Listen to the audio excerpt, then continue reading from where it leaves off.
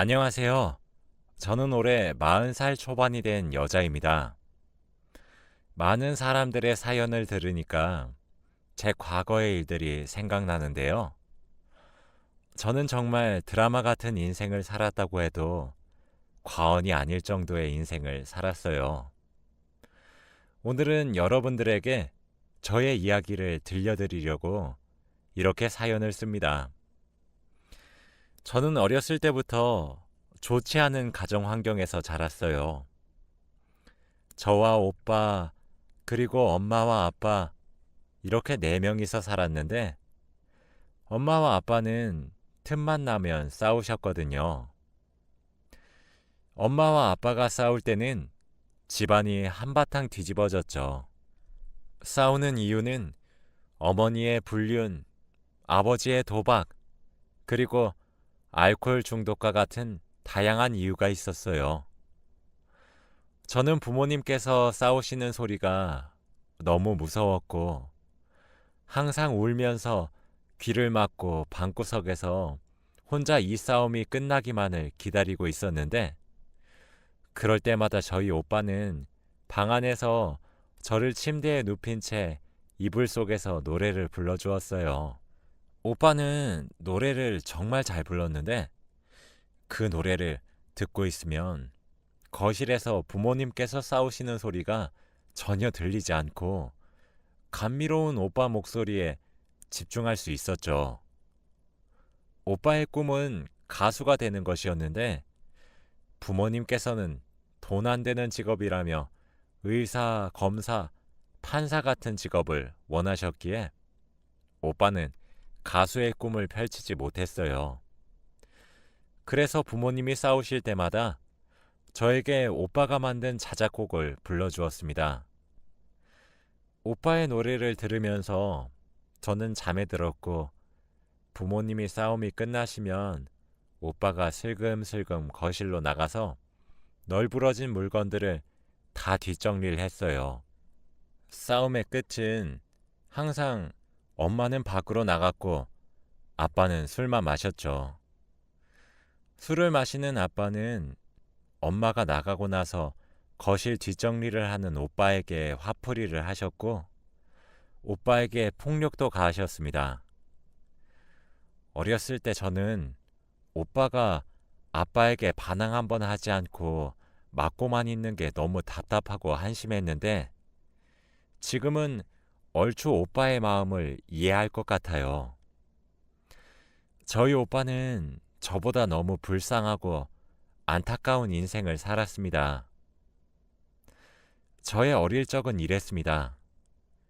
정말 다른 평범한 집들이 부러웠고 매일같이 졸업을 하자마자 이 쓰레기 같은 집구석에서 오빠와 같이 벗어나는 것이 제 꿈이었어요. 그런데 오빠는 저를 버리고 야반도주를 했습니다.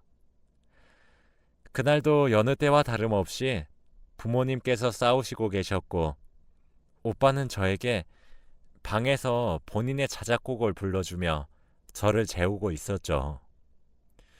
그런데 제가 잠에 들려고 할 때쯤 오빠가 저에게 수연아, 오빠 곧 돌아올 테니까 딱 100일만 기다려줘. 알겠지? 라고 하며 조용히 침대에서 일어나 방문을 열고 나갔어요. 그게 제가 본 오빠의 마지막 모습이었습니다. 저는 오빠가 100일 동안 자신을 폭행하는 아빠를 신고하려고 하나 보다 싶어서 딱히 붙잡지 않았고 날짜만 열심히 세고 있었어요. 그런데 100일이 지나도 오빠는 돌아오지 않았습니다. 오빠는 100일 동안 연락 한 번 없었고 집에도 들어오지 않았죠. 제가 의지할 사람은 오빠밖에 없었는데 이 집구석에서 저 혼자 남겨지니까 오빠가 나를 버렸다는 생각이 들면서 너무 슬프더라고요. 그때는 연락할 방법도 없었고 오빠는 성인이었던지라 찾아다닐 수도 없었습니다. 울면서 동네를 다 헤집고 다녀도 오빠는 없었고, 야반 도주라서 아무도 오빠를 본 사람도 없었죠. 저한테 늘 따뜻하게 해주던 오빠가 저를 버렸다는 것이 실감이 나지 않았고, 오빠 없이 혼자서 아무것도 할 수 없는데 이렇게 무책임하게 저를 떠난 게 너무 미웠어요. 오빠가 집을 나간 동안 부모님은 결국 이혼을 하셨고, 집에는 저와 아빠만 있었어요. 저는 아빠와 제가 둘이 남겨지게 되면 아빠가 저에게 폭력을 가할까봐 최대한 둘이 붙어 있지 않으려고 했지만, 엄마와 이혼을 해서 싸울 일이 없어서 그런지 아빠는 저를 때리지 않았고, 집으로 와도 술만 먹고 계셨죠. 그렇게 한 지붕 아래서 서로 아는 체 하지 않고 각자 생활했습니다. 저는 고등학교 졸업을 하자마자 독립을 하자는 생각으로 공부를 정말 열심히 했고, 좋은 대학교에 갈 수 있었습니다. 그런데 제가 생각을 하나 못한 게 있었어요. 바로 등록금입니다. 저희 집은 정말 뼈저리게 가난했기 때문에 대학교 등록금을 낼 수 있는 돈이 없었어요. 그래서 어쩔 수 없이 저는 대학교를 진학할 수 없었네요. 고등학교 졸업을 하자마자 돈을 제일 많이 준다는 공장에 취직을 했고, 혼자 돈을 악착같이 벌었습니다. 그런데 제가 돈을 버니 갑자기 아빠의 태도가 달라졌어요. 바로 그만둔 줄 알았던 도박에 다시 손을 대신 겁니다. 그때는 월급을 현금으로 받던 시절이라 저 몰래 제 월급 봉투에서 한두 푼씩 가져가셨는데, 점점 가져가시는 액수가 커졌죠. 처음에는 저도 몰랐어요. 그런데 월급이 점점 줄어들고 동료들과 다른 액수에 의심을 했고, 그 범인이 아빠인 걸 안 뒤에 아빠에게 가져가지 말라고 화도 내보고 숨겨도 보고 다 했지만, 그럴 때마다 아빠는 눈이 반쯤 뒤집어져서 돈 가져오라며 저에게 성화를 내며 난리셨습니다. 저는 친구에게 제가 벌었던 돈을 맡겨달라고 한 채 돈이 어느 정도 모였을 때 집에서 최대한 멀리 떨어진 곳으로 독립을 했습니다. 20살에 타지에서 혼자 생활하다 보니까 정말 무섭고 외로웠는데, 집구석에서 사는 것보다 나았죠. 그런데 저는 오빠를 정말 찾고 싶었습니다. 그때는 경찰들이 제 말을 들어주지 않았고, 저를 정신병자 취급을 하면서 내쫓기만 했고, 오빠 친구들은 제가 하나도 몰랐기에 소식을 들을 수도 없었죠. 살아있는지 죽었는지라도 확인하고 싶어서 가족관계 증명서를 떼면 오빠는 아직 잘 살아 있었어요. 그렇게 오빠의 행방은 알지 못한 채로 저는 혼자서 살고 있었습니다. 혼자 사니까 이불 속에 들어갈 때마다 오빠가 예전에 불러주던 노래가 생각이 계속 나서 오빠가 너무 보고 싶었습니다. 매일 밤마다 제발 오빠를 만나게 해달라는 소원을 빌며 잠에 들었죠. 그렇게 한 몇 년이 흐른 것 같아요. 그동안 저는 직장에서 정직원으로 전환도 되었고, 여유도 조금씩 생겼습니다. 그리고 딱 한 가지의 변화는 바로 남자친구가 생긴 거였죠. 정말 다정하고 멋진 사람이었는데, 저의 모든 집안 사정을 알고도 저를 보듬어주는 사람이었습니다. 저희 가정 환경이 늘 저의 흠이라고 생각해서 매번 숨기고 다녔는데, 이 사람은 제 과거를 듣고 그동안 많이 힘들었겠네 라고 하면서 자기가 눈물을 흘리더라고요. 제 이야기를 들으면서 하나같이 저를 이상한 눈초리로 보는데 이 사람은 뭔가 달랐습니다. 늘 공감해주고 격려해주면서 의지가 되어주는 사람이었죠. 그런데 이 사람은 또 부유한 가정 환경에서 자랐는데 호화로운 주택과 가정부가 여러 명 있는 그런 집이요. 다들 아시죠? 자신을 태우는 차가 따로 있고 마당도 아주 넓은 그런 집에서 살았어요. 이런 부잣집 도련님이 저 같은 여자를 좋아해 준다는 게 정말 신기했습니다. 아무튼 저와 남자친구는 정말 열심히 연애했고 서로밖에 눈에 들어오지 않았어요. 이 사람과 몇 년 동안 연애를 했는데 저에게 대뜸 프로포즈를 하더라고요. 저는 이 사람의 아내가 될 그릇이 되지 않는다는 걸 저도 알고 있었고 분명히 남자친구 집안에서 반대가 굉장히 심할 거라고 생각했어요. 그래서 처음에는 반대를 했습니다. 이 사람에게 제 속내를 다 이야기했지만 남자친구는 자신의 뜻을 굽히지 않았고 자기만 믿으라며 결혼을 하자고 하더라고요. 지금까지 너무 힘들게 살았으니 이제부터 평생 손에 물 한 방울 묻히지 않게 해주겠다고 하면서 말이에요. 솔직히 그 말에 저는 너무 흔들렸고 몇십 년 동안 쉬는 날 없이 돈만 벌었던 제 자신이 너무 불쌍해서 이제 조금 쉬고 싶다는 욕심이 생겨 프로포즈를 받은 것 같아요. 그런데 제 인생에서 휴식은 정말 욕심이었습니다. 남자친구네 부모님의 반대가 너무 심했어요. 당연히 이해합니다. 집안에 하나밖에 없는 아들이 이런 환경에서 자라온 여자와 결혼을 하겠다고 하는데 얼마나 속에 천불이 나시겠어요. 그런데 제가 집에 인사를 드리러 가니 저에게 악담을 내뱉으셨습니다. 저의 불우한 가정 환경을 듣고 저에게 엄마랑 아빠 둘 중에 한 명이 이상하니까 이혼했다는 거 아니니?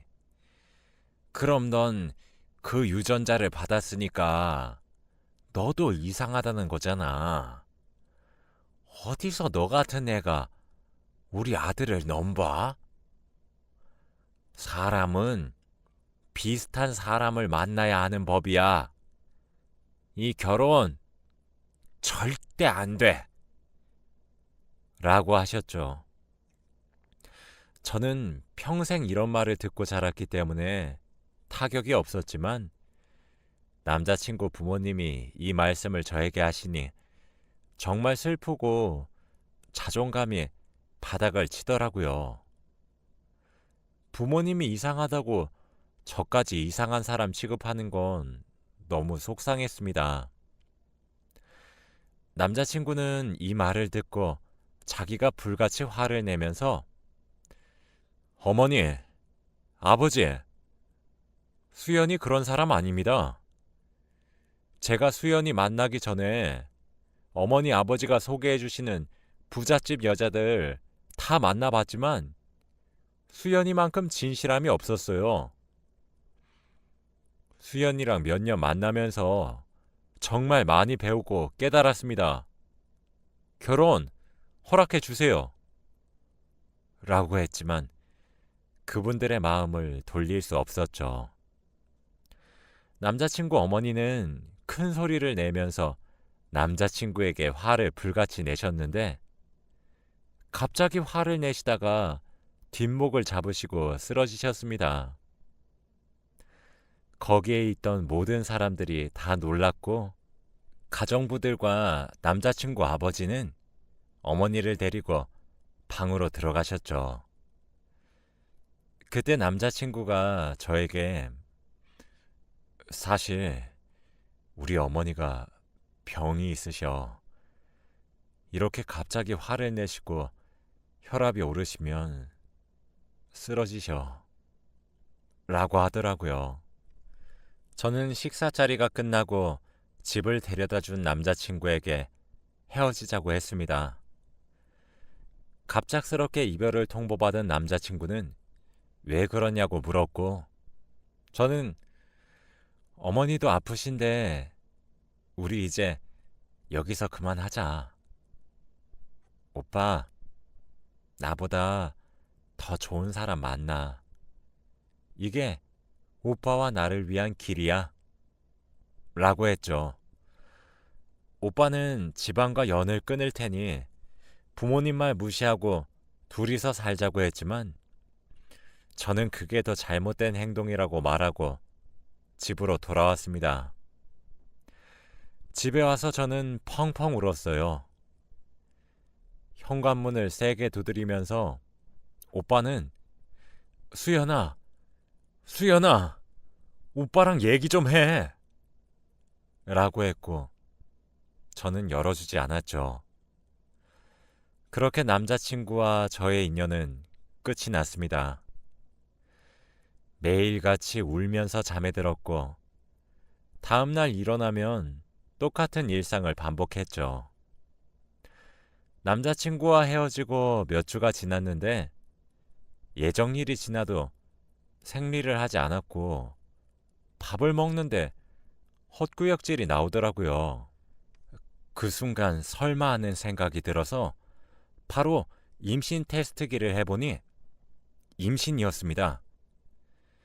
제가 남자친구의 아이를 가져버린 거예요. 정말 눈물이 났습니다. 이미 헤어졌고 이 아이 때문에 오빠를 다시 만나면 양심이 없다고 생각했어요.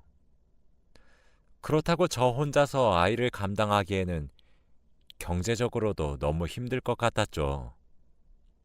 그래서 깊은 고민에 빠졌습니다. 제 주제에 아이를 키우는 건 사치라고 생각하던 찰나에 아이 초음파를 보는데 그만 아기 심장 소리를 듣고 말았어요. 순간 이 아이를 놓치면 이 심장 소리도 더 이상 들을 수 없겠구나 하는 생각이 들더라고요. 결국 저는 혼자서라도 아이를 낳아 키우기로 결정했죠. 여자 혼자서 아이를 키우는 건 정말 힘들다는 건 저도 잘 알았습니다. 그런데 아기의 심장 소리를 들으면 복잡한 감정들이 사르르 녹아내렸습니다. 그리고 이 아기가 제 인생에 행복을 줄 것만 같았거든요. 저는 열심히 태교도 하면서 출산 준비를 했고 일은 잠시 쉬었어요. 일을 쉬는 동안 전 남자친구에게 소식을 전할까 고민도 했지만 그래도 지금쯤이면 다른 여자를 만나서 행복하게 살고 있을 것 같았기에 그 사람에게 피해가 갈까봐 일부러 말을 하지 않았어요. 그렇게 저는 홀로 아기를 출산했습니다. 아이는 아들이었는데 정말 장군감이었어요. 출산을 하고 간호사가 아이를 안겨주시는데 눈물이 멈추질 않더라고요. 인생의 대부분을 혼자 살았던 저에게 가족이 생겼다는 것이 믿기지 않았습니다. 그렇게 아이를 낳고 정말 힘들게 혼자서 육아를 했던 것 같아요. 부부 둘이서 해도 힘들다는 육아를 혼자서 하는데 정말 죽는 줄 알았습니다. 그런데 다행히 저희 아들은 다른 아기들보다 많이 울지 않았고 커가면서 저에게 도움을 많이 주더라고요. 그렇게 저희 아들은 초등학생이 되었습니다. 아이는 또래와 다르게 말도 잘하고 반항 하나 없이 자라주었고 엄마인 제가 아들에게 의지도 많이 했습니다. 정말 친구처럼 같이 사니까 행복하더라고요. 이 금쪽 같은 아이를 키우기로 마음먹은 걸 참 잘했다고 생각했습니다. 아이가 커갈수록 돈 드는 곳도 많고 일을 더 많이 해야 했지만 과거보다는 너무 행복했습니다. 아들은 공부도 열심히 하고 밥도 혼자 잘 차려 먹으면서 제가 힘들다는 것을 다 알고 있었어요. 아빠가 없어도 왜 없는지 물어보지도 않았고 혼자서 척척 잘하는 아들이었죠. 그렇게 초등학교에 보내니 돈이 정말 술술 나가더라고요. 학용품도 사야 하고 옷도 사야 하고 정말 힘들었는데 학교에서 또 학급비를 내야 한다고 하더라고요. 그런데 수중에 있는 돈은 없었기에 아들 담임 선생님께 전화해서 하루만 미뤄달라고 했습니다. 다행히도 승낙해 주셨고 회사에 출근해서 가부를 받았죠. 그런데 그날 학교를 갔다 온 아들이 담임 선생님께서 자신의 학급비를 내줬다고 하는 겁니다. 저는 너무 놀라서 개인적으로 연락을 드렸지만 답장이 없으시더라고요. 전화도 받지 않으시고 문자도 답장이 없으셔서 일주일 후 학부모 참관 수업이라서 그때 얼굴을 뵙고 돈을 다시 드리려고 했습니다. 원래는 일이 바빠서 참관 수업에 가지 않는데 그날은 회사 반차를 내고 갔더니 저희 아들이 너무 좋아하더라고요. 그때 앞문으로 담임 선생님이 들어오시는데 저는 담임 선생님의 얼굴을 보자마자 놀라서 아무 말도 할 수 없었어요. 바로 저희 아들의 아빠인 전 남자친구였거든요. 저는 입이 떡 벌어진 채로 그 사람을 응시하고 있었고 그 사람은 제가 올 걸 알았는지 눈이 마주쳐도 당황하지 않더라고요. 정말 시간이 어떻게 흘렀는지 수업은 귓속에 들리지도 않았고 그 자리를 박차고 나가고 싶었습니다. 그치만 아들이 저렇게 좋아하니 나갈 수 없었죠. 수업이 끝나고 학부모와 학생들이 모두 하교한 후 저는 아들 담임 선생님에게 갔습니다. 저희 아들은 잠시 친구들과 학교 운동장에서 놀게 하고 교실에는 저와 전 남자친구 둘이서 있었죠. 저와 그 사람은 앉은 채로 아무 말도 할 수 없었습니다. 정적인 상태로 몇 분이 흘렀고 그 사람이 먼저 말을 꺼내더라고요. 내 아들 맞지? 거짓말을 해서 아니라고 할까 했지만 저희 아들이 그 사람과 너무 닮았기에 아니라고 할 수 없었어요. 저는 고개를 끄덕였고 그 사람은 한숨을 푹 쉬며 왜 자기한테 말 안 했냐고 하더라고요. 다른 사람 만나고 있을 것 같았고 아이 때문에 다시 가는 건 양심 없는 짓이라고 생각했어. 수연아, 나 너랑 헤어지고 그 길로 집 나왔어. 여자 한 번도 만난 적 없고 교사도 혼자 임용고시 쳐서 부모님 도움 없이 된 거야. 그런데 우연히 우리 반의 엄마가 너인 걸 알게 된 거고 그렇게 전 남자친구와 저는 그동안 어떻게 살았는지 이야기를 나누며 연락을 하기 시작했습니다. 아들에게 아빠인 티는 절대 내지 않기로 했고 아이가 조금 크고 받아들일 수 있을 때 이야기하자고 했어요. 그렇게 저는 남자친구와 조금씩 연애 초창기의 기분도 물씬 내면서 행복하게 살고 있었죠. 당연히 아이가 눈치채지 못하게 연애했고 그 사람도 학교 생활하면서 아이에게 절대 티내지 않았어요. 정말 인생에서 제일 행복한 나날들을 보냈다고 해도 과언이 아닌 몇 주를 보낸 것 같네요. 그런데 하늘도 무심하시지. 제가 행복한 꼴을 도저히 못 보겠던 건지 제가 암에 걸리고 말았습니다. 나이도 30대 초중반이었는데 배가 조금씩 아팠던 게 낫지 않아서 병원에 가보니 대장암 초기라고 하더라고요. 저는 너무 당황스럽고 순간 아들의 얼굴이 머릿속에 지나가면서 어떻게 해야 할지 몰랐습니다. 의사 선생님 말로는 지금 당장 수술하면 살 수 있다고 했지만 저는 수술비가 없었어요. 아이 아빠는 집을 나와서 이제 부잣집 사람도 아니었기에 빌리기에는 너무 미안했죠. 저는 우선 검사 결과지를 들고 병원에서 나가고 있었는데 갑자기 제 귀에 익숙한 노랫소리가 들렸습니다. 그 노래를 듣자마자 눈이 크게 떠졌고 노래가 들리는 곳으로 따라갔습니다. 노래를 부른 사람의 얼굴을 보자마자 저는 눈물이 흘렀어요. 몇십 년 전에 사라진 저희 오빠가 거기에 있었거든요.